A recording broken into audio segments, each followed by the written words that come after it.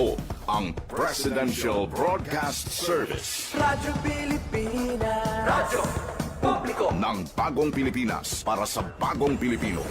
Naghahatid ng mahahalagang balita at impormasyon na guugnay ng pamahalaan sa sambayanan. Tulay sa himpapawid ng serbisyo publiko. Radyo Pilipinas. Radyo Publiko. Ang boses ng Pangulo. Sa Iloilo, Radyo Pilipinas. 585 AM. Radyo Pilipinas, Philippine Standard Time, alas 8:02 sa atin. Nagapangunang nga balita sa syudad, sa mga banwa, sa probinsya sa Iloilo, kag kaingon nga mga probinsya. Mga pananawon sa likod sang mga balita. Inyo mabatian sa Radyo Pilipinas Iloilo News. Mga balita nga magasugata sa inyong nga aga. Ginbantayan, ginsunod, gintipon sang Radyo Pilipinas Iloilo News Team. Gikan sa hulot balitaan. Diretso sa inyong palamatian. Yarian! Radyo Pilipinas Iloilo News.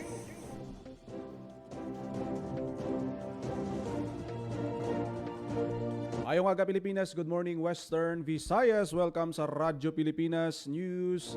Subong adlaw sang Webes, Marso 19 na kita tuig 2026. Sa kuwang inyo tagbalita, Junel Baclay.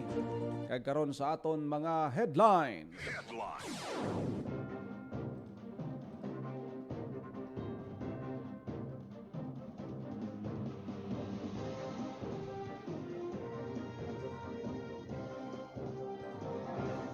Iloilo City Government ginsapol ang mga transportation sector agud ipatag ang pagsulundan sa fuel subsidy program. Senator Risa Ontiveros ginpangunahan ang 33rd General Assembly meeting sang IPAMPC. Schools Division Office of Pasig nakakuha na sang labing una nga gold sa nagapadayon nga Wevra Amit 2026. Pagtukod sa mga sports complex sa Bugos nga Western Visayas, dako ang bulig sa sports development sang kabataan. Suno kay Uswag Ilonggo Representative Jojo Ang. 81st Victory Day sang Panay kag Romblon gindumdum. Siyudad sang Pasig magabid sa Palarong Pambansa 2028. Probinsya sang Capiz nagapangadua sa may pinakamanubo nga kaso sang child malnutrition.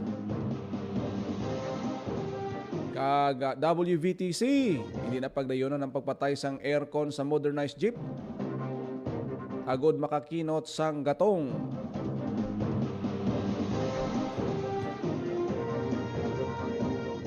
Oras sa Radyo Pilipinas, alas 8:05 sa aga kagkaron sa detalye sang aton mga balita lokal. Radyo Pilipinas News. Iloilo City Government ginsapol ang transportation sector agud ipatag ang mga pagsulundan sa igapanagtag nga fuel subsidy. Radyo Pilipinas. Radyo Pilipinas. Sa detalye sang balita ni Emer Rose Santiagudo. Mismo si Iloilo City Mayor Raisa Treñas ang nakipagpulong sa mga miyembro sang transportation sector sa syudad sang Iloilo sang Miyerkules agud ipahatag sa ila ang pagsulundan sa ipatuman nga fuel subsidy program sang Iloilo City Government. Suno sa alkalde, ginatag niya sa nagalain-lain ng mga asosasyon nga ang fuel subsidy para gid lamang sa mga taga-syudad sang Iloilo.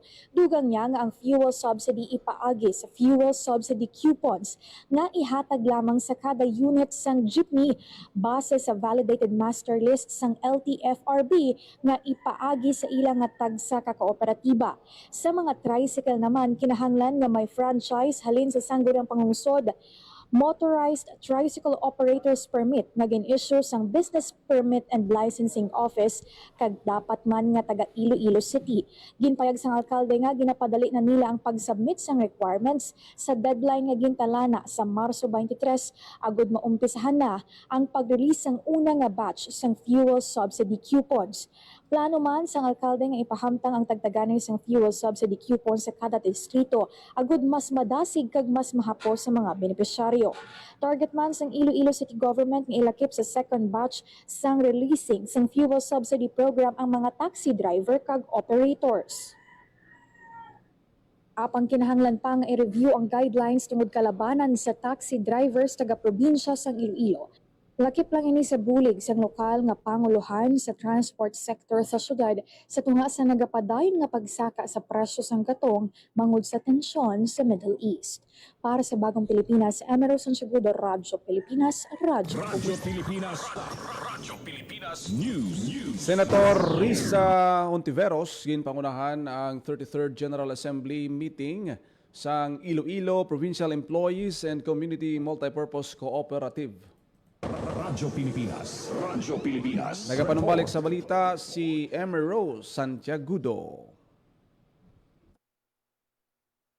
Pangunahan ni Senator Risa Ontiveros ang 33rd Annual General Assembly sang Iloilo Provincial Employees and Community Multipurpose Cooperative o kon IPEC-MPC sa Grand Sing Hotel sang Miyerkules, Marso 18.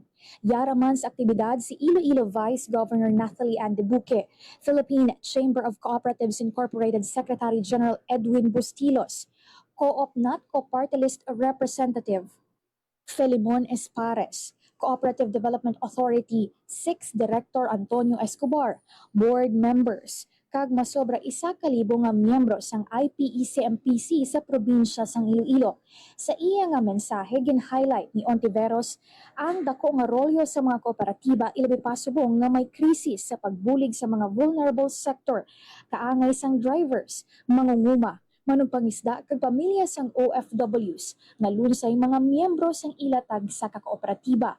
Bilang Vice Chairperson sang Senate Committee on Cooperatives, lakip sa mga ginaduso sang opisyal ang revised Cooperative Code, Agricultural Cooperatives Act of 2025 kag pagtukod sang Local Cooperatives Development Fund agud mapasanyog pa ang mga kooperatiba sa pungsod Pilipinas. Ginpayag sang opisyal nga isa sa iyang ginduso sa Senado ang dugang nga supplemental budget nga nagabalor 58.2 billion pesos para sa fuel subsidy sa mga drivers sang PUVs kag agricultural subsidy sa mga manugpangisda kag mangunguma nga ginabugusan man sa mga kooperatiba.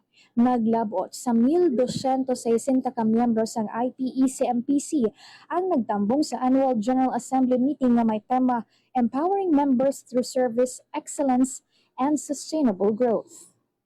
Ng role ng cooperatives, even in terms of reinforcing, in a way, force multiplying yung effect ng mga immediate relief measures that we have passed, yung tungkol sa excise taxes, but also another relief measure that we are still trying to pass. Ito yung supplemental budget. Nagpo-propose ako ng supplemental budget of 58.2 billion pesos, primarily para bigyan ng subsidy yung ating transport, drivers sa public transport sector, kag sa atong mga pag-uuma kag mga mananagat, agricultural subsidy, plus additional repatriation kag reintegration budget for our returning OFWs. Tatlo ito sa mga sektor where cooperatives are organized. Ang kabayan sang pagpahayag ni Senator Risa Ontiveros. Para sa Bagong Pilipinas, Emerson Segudo, Radyo Pilipinas, Radyo Pilipinas News. Nagapanguna sa medal tally sa overall regular sports sa padayon nga Western Visayas Regional Athletic Association ME 2026 ang Iloilo sandig sa partial and unofficial result sa DepEd Western Visayas kag LGU Pasig. Nagalagsanay sa una nga ikaduha nga pwesto ang Iloilo Giants nga may 11 na kabulawan kag Iloilo City Urban Blaze nga may 9 kabulawan. Nagapangatlo ang Aklan Mighty Maroons nga sa karon may 5 kabulawan Antique Red Sprinters nga nagpang-apat nga pwesto bangod sa 3 kabulawan kag 3 man ka pilak. Ini ginasundan sang Capiz Golden Warriors nga mayara sing 3 kabulawan. Radyo Pilipinas News. Nakakuha na sa labing una nga gold ang Schools Division Office of Pasig City sa nagapadayon nga Western Visayas Regional Athletic Association meet. Ini matapos nga nagdaog sa Blitz Chess Secondary Boy si Ruslan Pamplona nga nakakuha sang perfect score nga 7. Samtang nakakuha man ang SDO Pasig sang silver sa Blitz Chess Secondary Boys team category. Lakip sa team si Pamplona, si Rolando III Pamplona kag Charles Aldren Ambrosio sang Pasig City. Radyo Pilipinas News. Dako ang pagpati ni Oswald Ilonggo Party List Representative Jojo Ang nga dako ang mabulig sang pagpatindog sa mga sports facilities o kung sports complex sa kada distrito sa Iloilo kag sa probinsya para sa sports development. Payag sang kongresista nga mapasangkad pa ang skills ng kabataan sa patag sang sports kag hindi na kinahanglan nga maggasto sang kabataan padulong sa mga syudad para mag-training. Isa ang Uswag Ilonggo Party List sa mga nagbulig sa pagpatukod sang Ricardo P. Palmares Senior Memorial Sports Complex sa siyudad sang Pasig, nga amo naman ang venue sang Webra Amit. Magluwas sa Pasig, mayaraman sang sports complex nga pagatukuron sa banwa sang Maasin, Haniway, Santa Barbara, Pavia, Barotac Nuevo, Ahoy, kag mayaraman sang gym sa banwa sang Uton sa probinsya sang Iloilo. Dugang Paniang nga mayaraman sang pagatukuron sa probinsya sang Aklan, Capiz kag Guimaras. Radyo Pilipinas News. 81st Victory Day sang Panay kag Romblon gin dumdum wreath-laying ceremony ginhiwat sa Balantang Cemetery Memorial Shrine. Radyo Pilipinas. Sa detalye sang balita. Nagpatigayon sa wreath-laying ceremony mga opisyal sa Iloilo City Government sa pagpanguna ni Mayor Raisa Treñas upod kay Provincial Communication Affairs Office Chief Nerio Luan nga nagtiglawas naman kay Governor Arthur Defensor Jr. sa lalubngan sa mga World War II veteran sa Balantang Cemetery Memorial National Shrine sa Quintin, Salas, Haro. Laki man sa mga nagtambo ang mga retiradong opisyal kag miyembro sa Veterans Federation of the Philippines, uniform personnel gikan sa AFP, PNP, Coast Guard kag pila pa ka mga estudyante kasubong sang Girl Scout of the Philippines kag Boy Scout of the Philippines. Matapos ang paggalad sang bula kag pagpatigayon sang 21 gun salute nga parte sang seremonya, mayaraman sang ginhiwat nga Veterans Forum ang mga VFP members kaupod sa ila president nga amo naman si retired Major General Romeo Alamillo. Ginsundan naman ini sang wellness talk kag pagpatigayon sang medical mission sa ilang mga miyembro. Para sa Bagong Pilipinas, Ginal Baclay, Radyo Pilipinas, Radyo Publiko. Radyo Pilipinas News. Naghiwat sang Liberation of Panay Job Fair ang Public Employment Service Office Iloilo City kahapon nga adlaw sa Robinson's Place, Iloilo kadungan sa pagsaulog sang Liberation of Panay o kung 81st Victory Day. Yara sa ginatos ka trabaho ang ginaplayan sa mga Ilonggos nga nagapangita sang obra halin sa mga BPO company, construction, healthcare, logistics kag iban pa. Siyam ka mga BPO companies kag 41 naman ka mga kumpanya nagpasakop sa nasambit nga job fair. May pila naman ka maswerte nga aplikante nga na hard on the spot kag ang iba naka-schedule para sa follow-up interview. Ang job fair isa sa pamaagi sang syudad nga mga buligan ang madamo nga mga Ilonggo nga nagapangita sang obra. Radyo Pilipinas News. Practice kag disiplina sang kabataan. Ini ang nangin sekreto sang SDO Aklan Basketball Elementary Boys kun nga nagdaog ini sa elimination round batok sa SDO Capiz sa nagapadayon nga Webra meet sa Pasig City. Ginpahayag sang ila coach nga mo si Danilo Ansula Jr. nga nagumpisa ang training sang kabataan sa pagbukas pa lang sang klase. Kag wala man nila ginalauman ang pagdaog bangod nga luyag lang sini nga i-enjoy sa mga bata ang sports. Nakakuha sang SDO Aklan ang kadalagan sa score nga 107 batok sa SDO Capiz nga nakascore gid lamang sang 38. Radyo Pilipinas News. Siyudad sang Pasig magabid para sa palarong pambansa sa 2028. Radyo Pilipinas Report. Sa balita ni Marian Grace Ereñeta. Magabid ang syudad sang Pasig sa 2028 palarong pambansa. Ini ang ginpahayag ni Pasig City Mayor Stephen Palmares kadungan sang opening program sang Wibra Amit 2026 nga ginhiwat sa syudad. Pahayag sang alkalde nga antes ang desisyon sini nga plano nga pagbid, gininforman sini ang Department of Education. Dugang paniya nga tingwaan sang syudad sa bulig sa mga stakeholders nga mahuman ang Olympic size nga swimming pool. Pinagi sa paghusang Wibra Amit nang impalagyan man ini agud maplastar sa syudad ang playing venue sa Tagsaka Barangay. Ang hosting sa palarong pambansa nagasunod sa Luzon, Visayas, Luzon, Mindanao nga pattern. Hiwaton ang 2026 palarong pambansa sa Agusan del Sur. Dugang pa ni Mayor Palmares nga ang pagpanagbalay sa mga national event hindi na bago para sa Pasig City. December 2023 sang ginhiwa sa syudad ang 18 National Scout Jamboree nga gintambungan mismo ni Presidente Ferdinand R. Marcos Jr. Nanginhusman ang syudad sa mga nanuhay-tuhay nga national sports events. Isang panandaya, kapag na-start natin, katanan yung mga facilities sa syudad sa Pasig. Kagaya sunod ka dahil natin mo anak ko ng swimming pool. I think the swimming pool pinaka-importante. Importante yung dahil kung nag-ikaw ang panarong pambansa na dapat may swimming pool ikaw na Olympic size and standard. So tinguhaan din natin ang this kita magpil nga mamatindog natin yung swimming pool sa syudad sa Pasig. Kaya of course, as of the present, nag-develop kita ng mga sporting venues or sports facilities sa tagsa-tagsa ka barangay naton. Nga yatuyo lang mo, pinakatimuhaan ko kung pagbin kita kapalarong pambansa 2028. Timuhaan naton yung sa bidong, yatanan yung mga venues pangpangit mismo diya sa syudad Pasig. Nabatian ang kabahin sa pahayag ni Mayor Palmares. Para sa Bagong Pilipinas, Marian Grace Aranyata, Radyo Pilipinas, Radyo Publiko.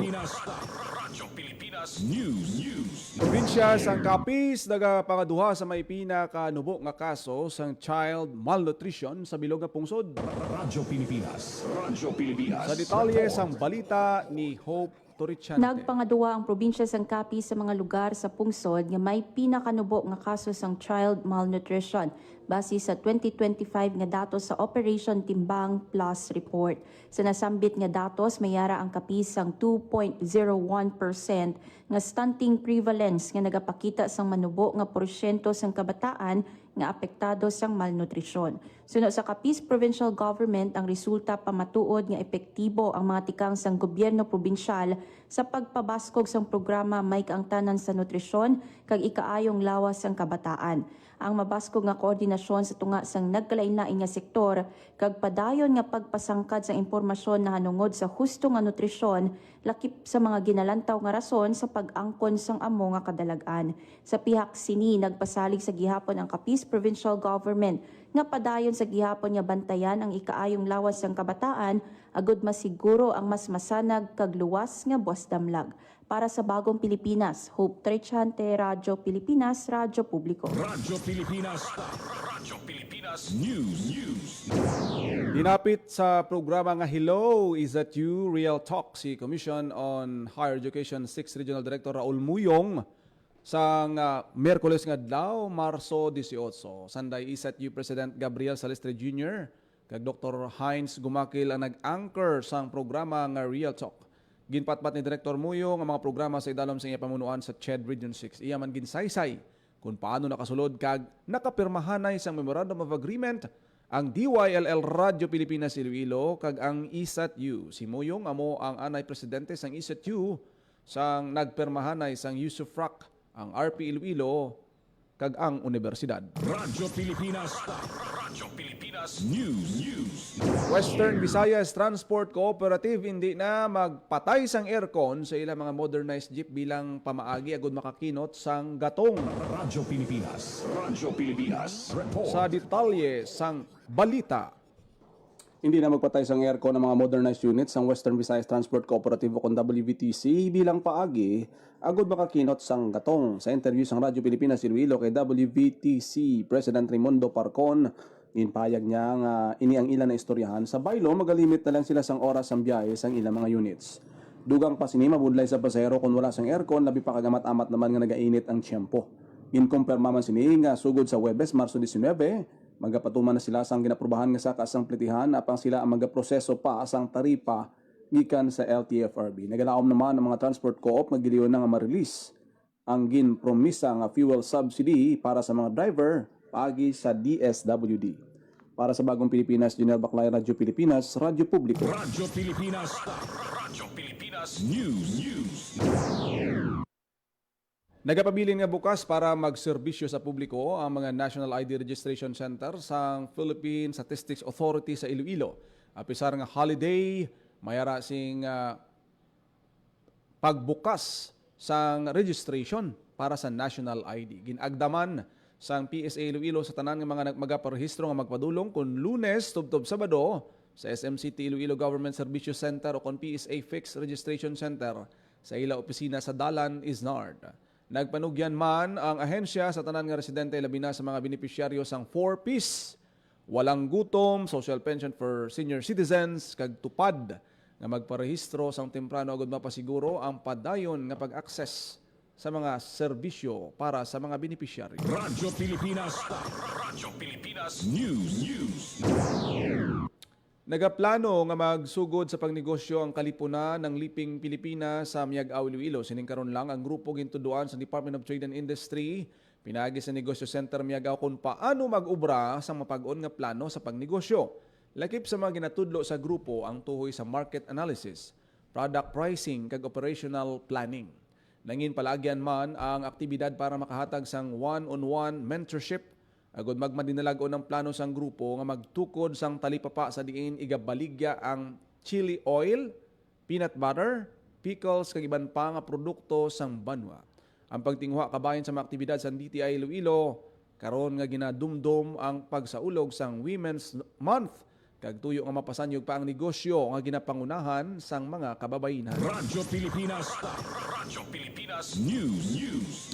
Handurawan Quiz B ginhiwat sang Tigbawan sa pagdumdum sang Panay Victory Day. Radyo Pilipinas. Radyo Pilipinas. Sa balita ni Hope Torichante. Kadungan sa pagdumdum sang 81st Panay Victory Day, naghiwat ang banwa sang Tigbawan sang Handurawan Quiz B. Katuyuan sang lihok nga ipahibalo sa kabataan ang kasaysayan, ilabi na ang paghilway sang Panay amuman ang landing sang puwersa sang Amerikano sa Tigbawan sa ikaduha nga inaway pangkalibutan. Dalaman sa Quiz B ang current event sa banwa kagban pa nga hitabo may kaangtanan sa LGU. Ang aktibidad ginpangunahan sang Office of the Municipal Mayor, Office of the Municipal Administrator, Municipal Information Unit kag Municipal Agriculture Office kag ginpasakupan sang 20 ka public kag private elementary schools sa banwa. Para sa Bagong Pilipinas, Hope Torichante, Radyo Pilipinas, Radyo Publiko. Radyo Pilipinas. Radyo Pilipinas News. Purok Resilience Program ginlunsar. Radyo Pilipinas. Radyo Pilipinas. Sa detalye sang balita. Magasaylo na sa ila bag-o nga balay ang 30 ka pamilya sa Batad, Iloilo. Pinaagi sa Purok Resilience Program sang Iloilo Provincial Government na patindugan sang balay ang mga nagakinahanglan nga pamilya. Sunod sa Kapitolyo Provincial, ang mga balay gindisenyo nga may igkasarang sa kalamidad. Ang turnover lauman sa Marso 19 nga pangunahan mismo ni Governor Artur Defensor Jr. Para sa Bagong Pilipinas, Hope Torichante, Radyo Pilipinas, Radyo Publiko. Radyo Pilipinas. Radyo Pilipinas News. Oras sa Radyo Pilipinas, Philippine Standard Time, alas 8:25. Radyo Pilipinas. Radyo Pilipinas. Kagin nyo nabatian ang detalye sa mga nagapanguna nga balita sa pagpangalagad sang Radyo Pilipinas News subong adlaw sang Webes, March 19, 2026. Sa dugang pangabalita kag impormasyon, please share, follow kag like lang ang aton Facebook page Radyo Pilipinas Iloilo. Damo kita sa mga updates subong mga balita da, especially sa nagapadayon nga Wivraa dito sa may syudad sang Pasig. Good morning sa aton sining mga nagaupod sa aton FB Live. Sir Arnel Tolones, good morning. Sir Rolando Antenor Leisa, Pastor Jonathan Dueñas, thank you gid sa inyo sining pag-upod ri sa aton sining nga pagpangalagad sa Radyo Pilipinas. Tamyawon tabla tagaan ta sila sang chance si Sir Ma'am Aldia Noblesa Tarosa, Sir Sherwin Marcuia, salamat gid sa inyo sining pag-upod diri sa aton sining nga mga programa sa Radyo Pilipinas Iloilo. Kita ita karon sa programa Iloilo Morning kada aga ako nagid lamang inyo alagad.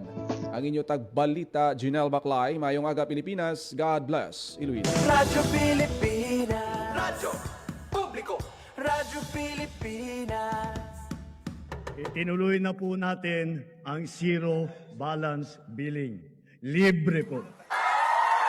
Ibig sabihin, ang serbisyo sa basic accommodation sa ating mga DOH na ospital, wala nang babayaran ang pasyente. Po, ang dami pong challenge, hindi po namin alam kung saan namin kukunin, ganon, nag-iisip kung paano namin mababayaran. Siyempre po, masayang masaya, super saya po dahil na zero billing po kami. Opo, malaking ano po talaga, malaking tulong po. Mabilis lang din po.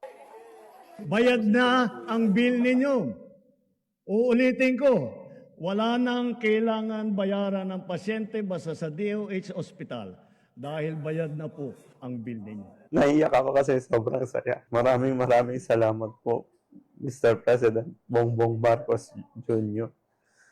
Hindi kami nagkamali ng taong ihinalal. Magandang araw, si Dingdong Dantes po ito. Sa dami ng bulkan sa Pilipinas, dapat alam na natin ang gagawin sakaling maabutan tayo ng pagputok nito. Naalala niyo ba ang pagbuga ng abo ng Bulkang Taal noong 2020? Ang pagputok ng Bulkang Pinatubo noong 1991. Hindi malabo na maranasan natin ulit ito, kaya dapat may alam tayo. Dahil, #panatag ang may alam. Maging panatag Pilipinas. Radyo Pilipinas. Radyo Publiko. Radyo Pilipinas.